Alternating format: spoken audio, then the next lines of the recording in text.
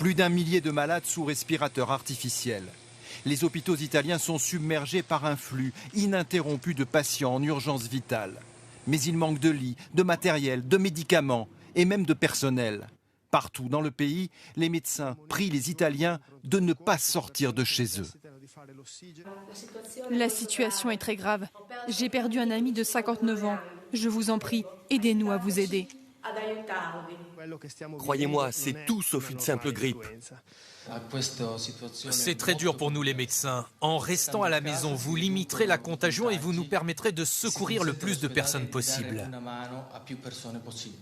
Cette semaine, le gouvernement italien a rappelé 20 000 médecins à la retraite. Mais cela ne suffit pas. À la une de la presse, cette photo d'une infirmière épuisée, effondrée sur son poste de travail. Elle est devenue le symbole d'un système sanitaire en déroute. L'auteur du cliché, ce médecin, lance en direct à la télévision un appel à l'aide. Nous sommes au maximum de nos capacités physiques et mentales. Aidez-nous.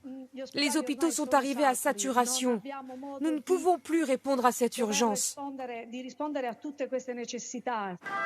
Et si dans les hôpitaux italiens l'inquiétude est si forte, c'est aussi parce qu'ils voient maintenant arriver des malades âgés seulement de 40 à 45 ans. Ils croyaient que leur jeune âge leur permettrait de résister seuls, mais quand ils arrivent ici, leur état de santé est très sérieux. L'Italie appelle à l'aide, mais son salut ne viendra pas de l'Europe. Hier, les 27 chefs d'État ont communiqué par visioconférence pour se coordonner. Mais la France et l'Allemagne ont fait savoir qu'elles garderaient pour elles le matériel sanitaire. Paradoxe, c'est la Chine, où l'épidémie régresse, qui va aider l'Italie. Pékin va lui envoyer 1 millier de respirateurs artificiels et 2 millions de masques.